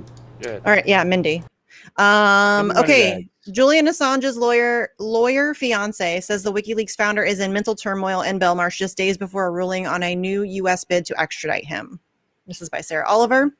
For a man who has built his fame or notoriety on freedom of information, there's an irony to the fact that Julian Assange's computer has no internet access. Its port, like the keyboard, are filled with epoxy resin. The near useless console sits on a tiny desk in a cell on the ground floor of Belmarsh Prison, London, where the WikiLeaks publisher has been detained for more than 2 years. Soon, perhaps within days, the WikiLeaks publisher will know if the U.S. government can continue to have him held in in Britain's toughest jail. A decision on whether or not Washington can appeal against a British court's ruling that he cannot be extradited to America is expected imminently.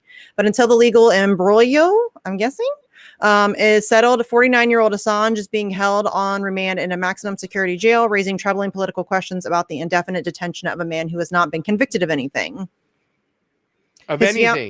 Yeah, right. His fiancée, Stella Morris, 38, said Julian won his case against extradition to the USA 6 months ago, yet he remains locked up. He is barely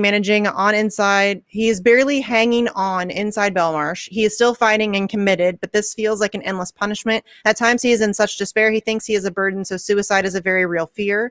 At one stage, Assange was moved to Belmarsh's medical wing for round-the-clock supervision after a razor blade was found hidden in his cell. Ms. Morris continued, Julian is not violent. He is not a danger to society. He is a publisher, and this case is about freedom of information. This situation shames the UK's justice system. It is a blight on the UK's global reputation. It is unacceptable for a foreign power to be able to tell Britain what to do. It is time for President Joe Biden to drop the charges against Julian, and Boris Johnson should ask him to do so at the G7 meeting in Cornwall this week. Hopefully then justice will prevail. Yeah, you guys, he doesn't, this really is, there's no end for him. Like usually you're in prison and you have either, you're there for life, or you have a release date, or you have like, you're serving 10 years, or he's in complete limbo. He has no idea what's happening. There's no like set date for the ruling on the appeal. Like it could just happen at any time. So it's like very up in the air. And that is, it's torture. I mean, to just be there and just not know what's happening, or what your future is going to be, or if you're even going to have a future, or what that future is going to look like, and you have children and a family. I mean, that's unbelievably brutal. Well, the judge went as far as to omit the evidence about Julian having the razor blade from the court record, if I remember properly. I'll have to double check, but that was part of the medical days. And one of the reasons, actually, that they were forced to say in court was that Julian was getting videos released about him. That there was other inmate. Belmarsh Prison was known to have a phone problem. And Julian was literally being filmed, I don't know if he knew or not, but by other prisoners. And that was part of the reason why he was moved into the medical wing. And then the court omitted the testimony and record and information about him actually having and hiding the razor blade within his possessions. So even just that piece of the story is so complicated. It's just crazy what they've done to this man over the last decade. Yes. It's intense. Let me jump back in real quick. I think this one's pretty short. I think it's only a couple. Okay. You want me to continue? Yeah. Okay, last winter, he had to boil the kettle in his room continuously to generate warmth and stuffed his cell window with books to guard against the wind blowing in off the Thames. He is confined to a cell of 10 square yards for about 22 hours a day and allowed out only to collect food and antidepressant medication, take a shower, or go for his allotted exercise in the prison yard. In January at Westminster's Magistrates Court, District Judge Vanessa Breitzer ruled that Assange must stay in the UK under Section 91 of the Extradition Act, which relates to physical and mental health. She found that while U.S. prosecutors had met the test for Assange to be extradited for trial, America would be incapable of preventing him from attempting to take his own life there. The U.S. immediately lodged an application for appeal. If it is denied, Assange will be free to start his life with Miss Morris and their sons. If, as seems likely, the appeal is permitted, he faces an even longer stretch in Belmarsh. Oh. For Julian, there is no end date in sight, and that's inhuman, said Miss Morris. At least convicted prisoners have hope. He is there only because the government wants to keep an eye on him. He is in storage, warehoused, while the UK waits to see what the Americans will do next. In Julian's own words, Belmarsh is a meat processing plant. In no sane world is it where he belongs. Julian has no agency over his own life. His days are incredibly routine. They melt into each other. He needs human interaction and mental stimulation. I have seen him in a terrible state, unable to even string a sentence together.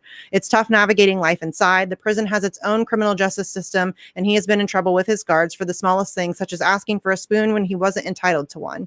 She is clear that the majority of the staff guarding her fiance deal with him kindly, and she knows conditions would be much harsher in the U.S. Just that line, right? He's in storage, warehoused, while the UK awaits to see what the Americans will do next. In Julian's words, Belmarsh is a meat processing plant. Well, I mean, and if you just take into consideration that this is a journalist, he has no record of violence at all whatsoever in his history. He's an intellect. Like he doesn't belong in Belmarsh. It's fucking ridiculous. And he certainly doesn't belong in Belmarsh while he's waiting for appeal. Why can't he be sent to house arrest? Again, we are in the middle of a pandemic. It's very difficult for anybody to travel, let alone Julian fucking Assange. It's not like he can just like wander about and not be recognized or noticed. So it's insanely cruel. And I've said this before, but the fact that Vanessa Breitzer, puts on this big show about caring for his mental health and his mental well-being, well, we can't send him to the United States, he'll surely kill himself. Well, how the fuck do you think he got in that state? It's because of the conditions that you have kept him in for the past 2 years. That's how he got there. So don't pretend to care about his mental well-being and then deny him bail. That's the hypocrisy couldn't be thicker. I mean, it's really disgusting. I think it's funny too that the people who invented war, the Brits, are they're saying that their prison is a lot better than the American prison. Well, and what's funny is they switched their story. At first it was what was it, Andrew, that the US prisons are basically like a day camp. I mean, it's like there's arts and crafts. You get like running water. Yeah, you get like recreation. It's like so nice. With like tennis, you get like 3 nice meals a day. You get a you get like a warm blanket and comfy shoes. It was like this whole it was like a one of those pamphlets you get for vacation, like the cruise line. That's what it sounded like they were reading from. And then all of a sudden it's the U.S. prisons are too oppressive and it would put him at risk for suicide. Well, which fucking is it? Because you don't make any fucking sense. And then the hypocrisy of saying that we can't extradite him because he might kill himself, but then ignoring the fact that the reason that he might kill himself is because you've tortured him for 2 years. It just really frustrates me. It really does. We got one slide left, and then we'll kick it back to Alex. Let me pull this up. I'm doing a good job reading today. I just want to say you are. I would be terrible just because. Usually, I've the past couple of weeks. I can't speak. Okay, it's completely barbaric in America, she said, because Julian is considered a national security case and a suicide risk. He would be placed in isolation. Their worst isolation is called special administrative measures. It allows one phone call of 15 minutes per month, and inmates are taken out once a day to exercise in an area the size of a parking space with a cage around it. Prisoners cannot hear anything through prison doors, which block out all sound. It is like being buried alive. That is what awaits him in America. It is why we are fighting. The Americans are trying to prove their Espionage Act is the same in law as Britain's Official Secrets Act, which has never been used against a publisher or journalist. I don't want to accept this. If you accept it, you are lost. She's absolutely right. We're all lost. We're all lost. That's why, you know, it's so much bigger than Julian Assange. It really is. I cannot stress that enough. And again, his life is absolutely worth fighting for. I'm not trying to diminish the effort to save him. And that's, you know, absolutely like number one. You know, his life is legitimately at risk, but we're all very fucked if this goes through. And so just try to remember that when you're talking to people, and as much as you can make it about Assange and the horrible treatment that he's received, remind people that this affects them. I think we have to start focusing on that a little bit. Right, because that's making people understand, is to try to make people see it like in a personal way, because free speech isn't something you can touch until it's gone. Right. The ability to communicate facts about your world isn't something you can touch. Very abstract. Yeah. It's not something that... though. Right, but I mean, that's a police and especially right or now, a Capitol Police agent coming into your house because you said something about Ocasio-Cortez on Twitter. Right. And that's happening. Yeah. And it's only going to get worse. But I'm just saying, like, it's not as in your face as like not being able to feed your kids or not being able to go to the doctor when you're sick and you think you have breast cancer and you know what I mean? Those things are very in your face all the time. And the concept of free speech and the possibility that we're losing it is a very difficult thing for people to like have hit them how big it is. Which I get. Good. No, it's all right. I get it. It's just frustrating.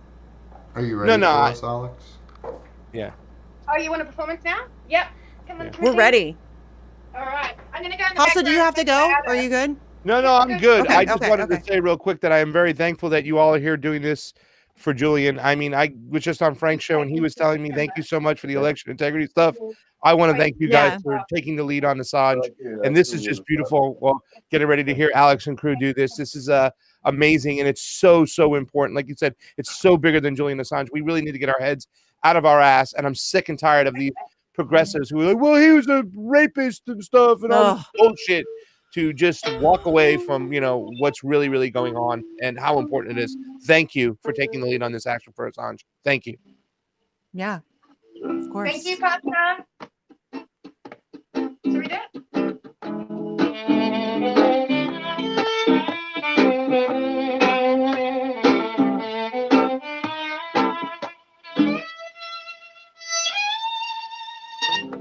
They were chasing him yesterday, and he had to stow himself away. They had to take extreme caution, because they were very strong.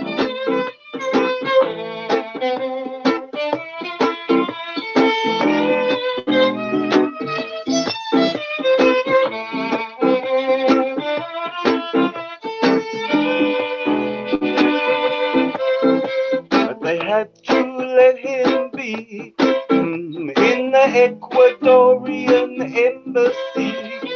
Had to let him be in the Ecuadorian embassy.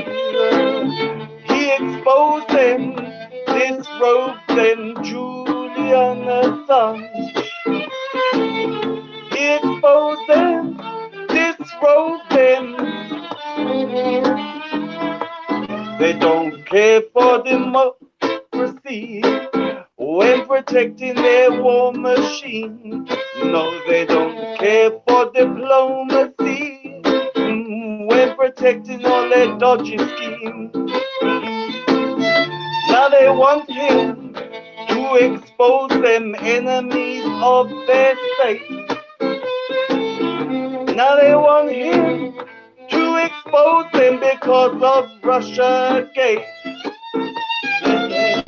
He exposed them, disrobed them, Julian Assange. He exposed them, disrobed them.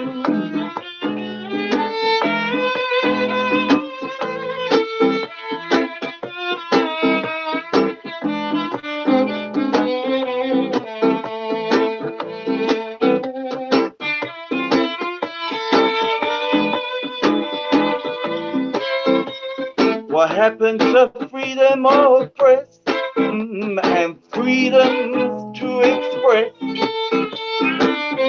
Freedoms of speech, do they apply to still wants him to expose things, enemies of theirs.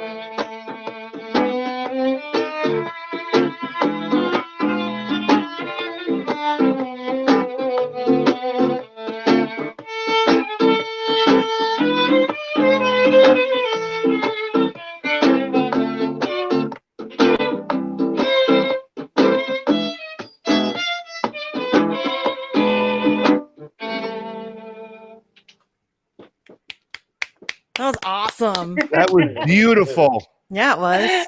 That was beautiful. That was fantastic. That's the second time today I got to hear live music on a show. I'm feeling pretty lucky.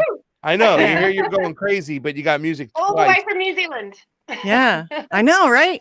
Even That was cooler. amazing. That was amazing. That was beautiful. Yeah. Beautiful. The violin and the lyrics and stuff. And I think we need more of this right now, because that might get people's attention. If we can grab them with other avenues than us just getting in front of a camera and screaming for them to wake up, but we can do things like that. I thought it was beautiful. The lyrics, the violin, the whole 9 yards. Yeah. Music is a universal language. Yes. And also, if you're running protests, it's a really easy way to stop co-opters. Candles and music and art and performances and theatre.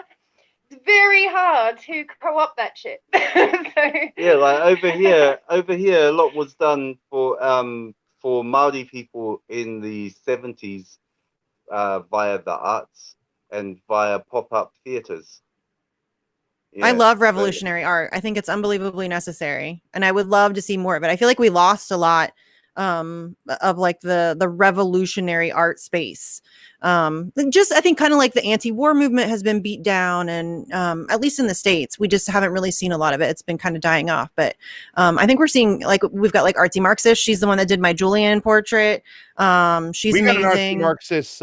Fred Hampton. Yeah. We've done the whole show and tell thing. Zago Brothers got us a nice one too as well. You know, Zago Brothers they're amazing. They did like a collage, I guess, of like people that they like in independent media, and my face is next to like Glenn Greenwald and like 2 over from Max Blumenthal, and I'm like, y'all are crazy. Like one of these things is not like the other. You know what I mean? No, but that's what happens though. People start, fans of Max Blumenthal, and he's got a big audience. Glenn Greenwald, huge audience. They look at that and they're like, "Who's this? Who's Misty? Who's Pasta? Who's Fiorella? Who are these guys?" I don't belong and they start diving there. into our stuff right now. So it's important too as well. That's why I think the Zago Brothers are awesome, because there were a lot of people that they've drew characters of that didn't make that portrait of their favorites. So yeah. That's just weird. That's a weird thing. You look great. Well, Timothy and I were thinking about delivering a news, like every couple of days, that we deliver the news as a jam, because if there's one thing we can do, if someone gives us some words, we can like turn them into a piece of music in a really short amount of time. That would be so fun. Because we just jam, we've jammed together for so many years now. We kind of we can do hours. And seriously though, wouldn't that be awesome? Like just like once a week, do like a musical show where like you play songs about like the events of the week. And it would be like the New Zealand take on the honest government ads. Yeah, kind of. Yeah. Like the musical version. I love that idea, actually. Awesome idea. Yeah, because I love music, and even today, like Jesse, my friend Jesse Jett was on, and the songs, like he did his TYT diss track, which was fun for everybody. That's just good, clean fun for everybody.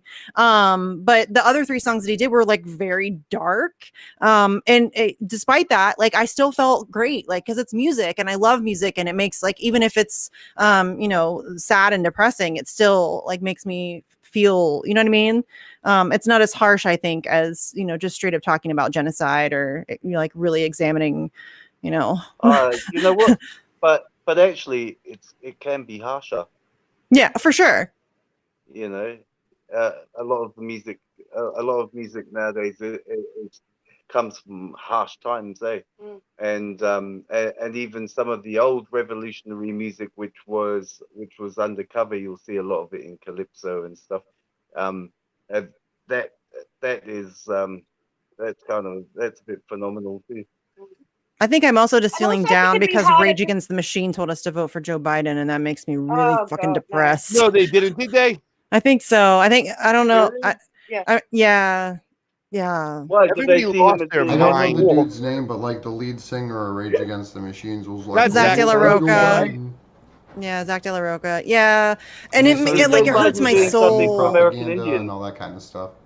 It hurts my soul. What's he doing for American Indians? Nothing. What is he doing for anybody other than corporations? Not a damn thing. Not a damn thing. Well, he knows if he's able to do anything for himself. He's a piece of shit, and I'm so tired of people pretending like that's not the case because he's just a piece of shit. Like, he's not nice. He's not like creepy Uncle Joe. Like, no, he's a psychopath, and he's not doing shit for you. That's a bunch of malarkey. I make sure that the young ladies who come to my show get ice cream every single time. Y'all, he like oogled a 6-year-old, and he's president. It's so gross to me that, first of all, the videos of him with little girls he should be in prison, not president. Like, that's fucking crazy. He is, like, at best physically inappropriate with little girls. And that's at best. He's doubling down. The Tulsa speech, he's about to start. He goes, hold on a second. He goes walking out and he starts speaking to little girls. No, he didn't. I want to make sure they get ice cream after the speech. I was like, he's just doubling down on this shit. He don't care. Because there's no consequences. There's no, like, people just laugh it off. People make excuses for him. They cover Jill Biden's scrunchy color instead of talking about what a fucking creep he is. Yeah. I mean, listen, those videos make me very uncomfortable to watch because, like, I've been that little girl and I think a lot of little girls have been that little girl where some creepy ass old dude thinks he can put his hands on you. And it's seriously disgusting and disturbing that man is president. It's not okay. It's not okay. The Podesta emails.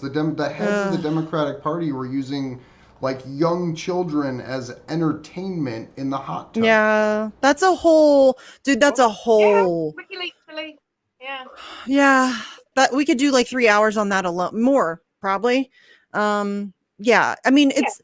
But you can't talk about that, Andrew, because then you're a conspiracy theorist, despite the fact that, Jeffrey Epstein existed. And we know that that's a real thing. And there's no question that there are people who are in power who are pedophiles. And they've been caught before. Have you ever seen An Open Secret? It's a great documentary exposing the pedophilia in Hollywood. It's rampant. It's all over the place. People in power. I mean, I hate that it's been made to be taboo. Yeah, they made it taboo. Now, if you talk about it, it's kind of like what they did to election integrity. If you talk about it, you're a conspiracy theorist. Yeah. And it's a legitimate concern. And as far as I'm concerned, I would rather investigate 1 million cases of child abuse and be wrong than fail to investigate one case and had been right. You know what I'm saying? And so it's really sick to me that people think that or act like we can't talk about that. That's just reality. These people are sick. You're a QAnoner. Yeah, that's what you get. And it's fucking bizarre. You know what I mean? It's like the Seth Rich thing. You can't talk about Seth Rich. It's an unsolved murder of a DNC employee in a wealthy neighborhood of DC. Botched robbery, but they didn't take anything. Cameras all over the place. Yeah, but there's no video footage and it's been very shady and nothing was taken, but they're calling it a botched robbery. And that, to me, listen, I'm just a true crime nerd. That's interesting to me. I want to know about that. I want to know. I want there to be like a Discovery Dateline ID episode on that shit. But no, you're told that you're treated like you're crazy if you even want to talk about it. That's fucking interesting. I want to know what happened. Like, you know what I mean? It's just annoying. This stuff happens all over the world, Mm-hmm. BBC and Savile. Look at BBC and they cover up with Savile. They sent children to Savile for 10 years, and it's documented that they knew what was going on. Yep. And I mean, it's certainly true that, wasn't he Prince Charles's marriage counselor with Diana or something? I mean, like, really, what the hell? Yeah. And I mean, we've seen him getting knighted or whatever by the Queen and him running around in his shell suit in Buckingham Palace. BBC sent children to Jim'll Fix It. And I remember watching Jim'll Fix It when I was a kid. And he used to come on the... Prince Andrew. Look at Prince Andrew. Prince Andrew. I mean, Prince Andrew's a fucking creep. But you can't talk about that either. Who's the guy in Australia who used to paint Rolf Harris. Rolf Harris, yeah. Rolf Harris in Australia. All these utter personalities for children. And if it's not them, it's the NGO charged with looking after children that is doing this shit. That's the other thing we have to address is that pretty much every NGO in this world at this point is compromised. Like, I'm really having a hard time finding one that isn't. Yeah. They're very good at keeping things evil. They really are. I mean, that's the battle. That's what we're up against. Did you see I confronted the Amnesty stall at the New Zealand protest? We did a little pre-protest sign holding up at a big festival in Newtown. There was about 10,000 people on the street. When was this? And we set up somewhere to get out of the way because it was hard, very big billboard, you know, motorway billboard sort of size. And so we were trying to just get out of the way and not be, not get in trouble for being in the way of all this big crowd. So we stood at the back of a park bench and we set up there. And then I looked across and it was Amnesty International stall directly opposite us. And I was like, oh my God, I'm going over there. I went live and then I started. Nice. I went and told them what I thought because, I mean, Amnesty Australia did nothing. Amnesty New Zealand, apart from saving Chelsea and allowing her to do her talk here, they really did nothing for Julian or Chelsea Manning.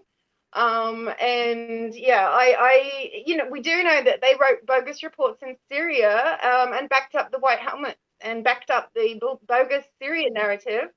So what has Amnesty International done? I mean, they actually signed up for helping Julian 2 days before the extradition trial last year. I remember that. It literally was the Friday and the extradition trial was on the Monday. You know, who can pretend that is, and I don't think he's not a prisoner of conscience, is he? No, they still, Navalny was. I know that they called Navalny one, then they took it away, then I think they gave it back, which is fucking weird, but they still won't give it to Julian Assange. Yeah. Still. It's unbelievable. Oh, it's actually the believable. European Federation of Journalists listed Julian as a political prisoner in the UK, though. That was the first European journalist that ever got listed on their, I don't know what to call it, their list. But he's Australian. Hmm? He's Australian. I can't hear you, I'm sorry. Yeah, he's not a European journalist, yeah. He's an Australian. Yeah, he's Australian. That's what makes it so crazy. Right.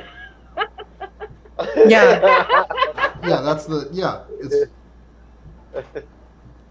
The Queen, same but different. I really have thought about burning my passports in a sort of ceremonial, because I got 3, right? I'll keep 1 maybe. I mean, but it doesn't look like anyone can travel anyway from New Zealand anymore. So I think burning my passports in a ceremonial kind of little do outside the Parliament House might be quite a nice thing, or outside the British High Commission, although I am banned. Yeah, you are banned. Banned from all political discussion in this country. So what kind of actions have you lot got coming up? We personally, Andrew and I have an event in Columbus, Ohio on June 14th. It's part of the Home Run tour. So we're like in the midst of that right now, of like Where can we find organizing the dates for that? The dates and locations, the calendar. It's AssangeDefense.org. Yeah, put the link up. Too. We have. It's AssangeDefense.org, and then you can also just check their Twitter page. I think it's their pen tweet. I tweet about all the locations and stuff. Boston's tomorrow. They have 2 different events. There's one outside, and then there's also going to be one inside at a church, I believe, where Julian's going to. Julian's father and brother will be accepting an award on Julian's behalf. Candles for Assange on Twitter and Facebook group. We list every protest we can see. We're always listing them. So the latest pinned thread or pinned announcement in the Facebook group, you'll find like as many protests as I can find. That's kind of my role these days, is listing protests. And nobody does it better. She keeps them so organized and make sure that everybody is notified of all of them so that we can all share them. And so that's, I mean, honestly, that's like probably the one-stop shop of all things Assange actions is Candles for Assange, I would say. There's also an amazing freedom network in Australia, which is decentralized. And unlike me, who manually finds them or gets tagged on various protests and then lists them, the Action Network Freedom Action Network in Australia, it's completely decentralized, automated system. You can just go in and log events on their calendar and on their system. I really highly recommend that as well. And the other one is, if you're in Europe, freeassange.eu. is the place to go. If you're in London, Alley May 101234 is the place to go. So there's a number of places to go for information in each country or area, but we try and pull them together what we can see anyway on Candles for Assange. Yes, it's like seriously, just tons and tons of actions and events that you can find one. Home run event locations real quick. Yeah, do it. So, that we can wrap up with that. Tomorrow in Boston we have 2. That's June 9th, June 10th. They'll be in New York City with Roger Waters, Chris Hedges, and Aaron Mattei. June 11th, Philadelphia. June 13th, June 13th, Washington D.C. With Marianne Williamson and Chip Gibson. Columbus, Ohio, mine and Misty's event. June 14th with Krish Mohan. We have Chicago, organized by Eric Harvey. Shout out to Eric. That's June 17th. June 19th, we have Milwaukee, Wisconsin. June 20th, we have Madison. June 21st, we have Minneapolis, St. Paul. June 23rd, we have Denver. June 24th, we have Portland. June 26th, we have San Francisco. June 27th, we have Oakland. Los Angeles is the 28th and 29th. Then we have DC again on June 31st through July 1st. I have to find the link, but I want to pimp out Steve's GoFundMe too. I have to search and for billboards. The link real quick. Billboards. He's trying to cover I believe it's Minneapolis or Denver onto the end of the tour. So I think it's Denver, Portland, San Francisco, Oakland, Los Angeles, and DC. That Steve's trying to get a little bit of money together, because right now it's like $600 to $800 ish per plane ticket, just because of the fake Colonial Pipeline attack. Truth, but calling it out fake now. Russia, because there wasn't or a China, CEO in or California Iran that literally just pushed a button and shut off the pipeline because their billing system was being attacked. Yeah, nothing to do with the pipeline infrastructure, but just push the button and turn it off. Nothing to do with having any fucking accountability for that shit leaking for so long. Yeah, it's over 1 million gallons. Let's just blame Russia for our the fucking political cover leak. to shut it down and weld a patch and then turn it back on a couple days later. Well, and now Instead they're of also admitting able that to it had been delay. leaking. They're able shout to out delay Robbie giving the Yeager report for fucking covering that relentlessly, because he's really the one that broke the story on Colonial Pipeline. Yes. Anything we can do to help out here in LA, we'll be doing it. I can get you in touch with the guy